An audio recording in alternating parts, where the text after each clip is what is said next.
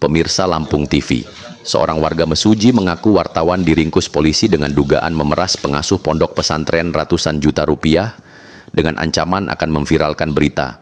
Kapolres Mesuji AKBP Muhammad Haris dalam temu pers pada Jumat 16 Mei 2025 mengatakan, warga mengaku wartawan tersebut berinisial DM, warga Aji Jaya, Kecamatan Simpang Pematang. Saat memeras pengasuh Ponpes, Kapolres menyebut warga Aji Jaya itu melibatkan seorang lain berinisial MY, warga Desa Tanjung Mas Jaya, Mesuji Timur. Dalam temu pers tersebut, Polres Mesuji juga mengungkapkan perkara lain, karena menganiaya, mengeroyok, dan membawa senjata tajam. Yang ini DR tadi, yang dari oknum, ya, beserta dengan kawannya atas nama M. Ya, ini ada dua. Jadi mereka ini ya itulah yang bersama-sama lah menikmati juga. Ya, ini melakukan keroyokan terhadap salah satu pemilik lapo tua. Betul ya? Betul kan? Dia merasa tersinggung dengan pemilik lapo tua itu. Terus apa? Ya, tapi sebelumnya kondisi sudah mabuk, terus tersinggung dengan pemilik lapo tua, malah dikeroyok. Ya. Terus kalau ini yang masalah apa? Tembakan ya, penganiayaan berat yang sudah pernah kita rilis sebelumnya di kebun sawit menggunakan senjata. Terus ini sajam, ya, AR pemilikan sajam. Berbagai penyakit hilang setelah totok syaraf. Saya dulu punya keluhan penyakit yaitu diabetes, sama vertigo, sama asam lambung. Nah, saya telah berobat di Sintening, yaitu totok syaraf. Alhamdulillah setelah saya berobat di Sintening ini banyak perubahan. Sekarang badan saya merasa enak dan semoga berobat saya di sini bisa sembuh seperti sedia kala. Pengobatan Sinsemi, Jalan Pangeran Tirtayasa, Gang Salam nomor 3, depan Minimarket Fitrinov, Sukabumi, Bandar Lampung.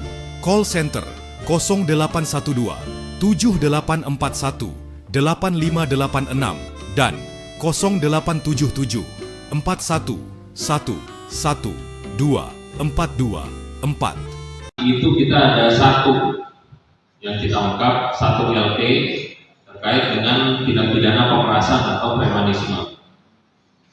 Yang di sini tersangkanya juga sudah kita dapatkan, yaitu satu TO orang atas nama inisial DR dari Desa Aji Jaya, Kecamatan Simpang Pematang, Kabupaten Mesuji, terkait tindak pidana pemerasan.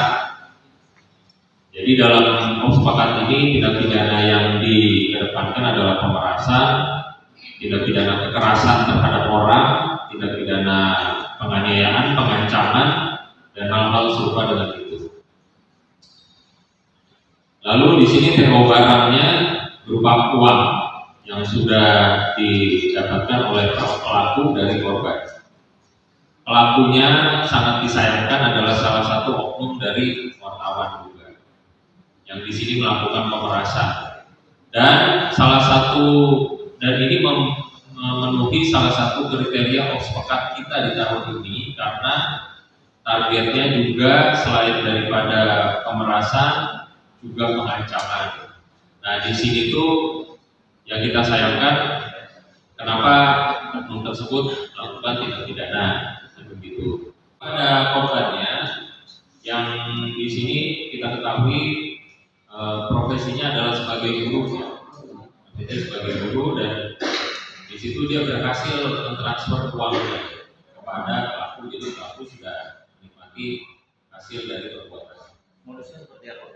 Ya, modusnya itu yang bersangkutan, si pelaku ini mendatangi korban, ya, lalu dia menyampaikan bahwa ada berita-berita atau isu-isu yang nanti akan disebarkan apabila yang bersangkutan tidak mengirimkan uang. Itu jelas.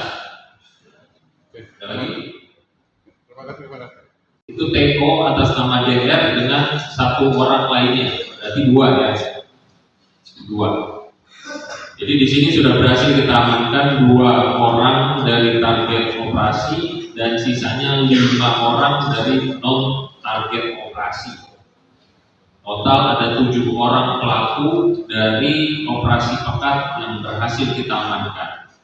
7 orang pelaku yang sumbernya dari 4 LP, 1 LP target operasi, 3 LP non target operasi. Nah, di sini untuk yang non TO perkaranya ada 3 LP.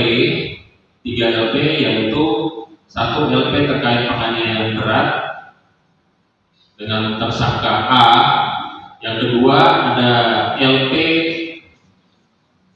yaitu LP tentang sajam yang masuk ke dalam operasi pekat juga, itu TSK-nya AR ya. Terus yang 3 ini yaitu tentang pengeroyokan LP-nya.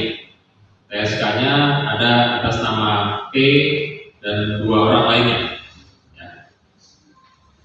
Sulistiono melaporkan dari Mesuji.